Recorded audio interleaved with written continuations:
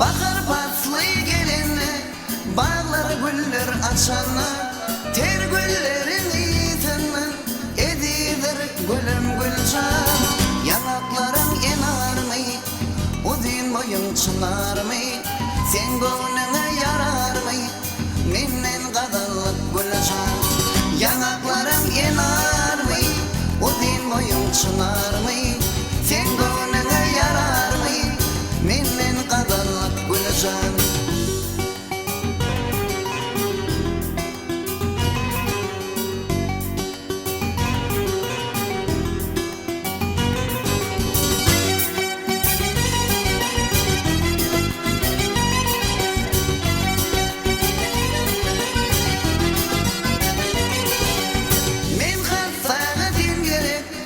Ayday sana kim gerek?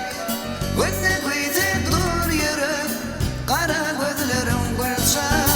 Menin yürek çoşmadan, saçlarını sipanda, bir mevsimi yaşladan, koşulanmadı mı gülşen?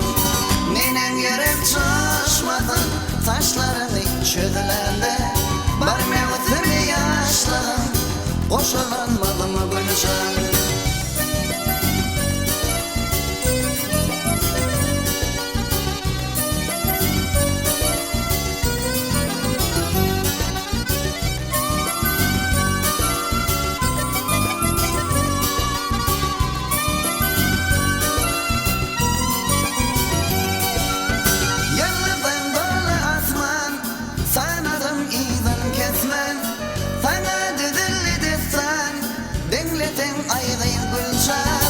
Yanakların enarım, uzun boyun çınarım, men gönlüne yararım, kocağa kalkan gülşen.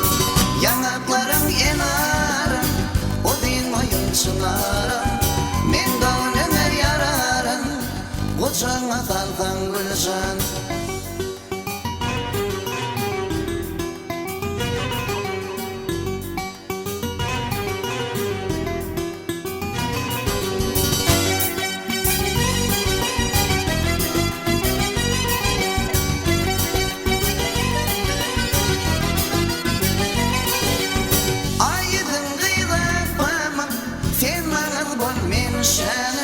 Yaşlıktan yadigarlar, kalsınlar sana gülşen.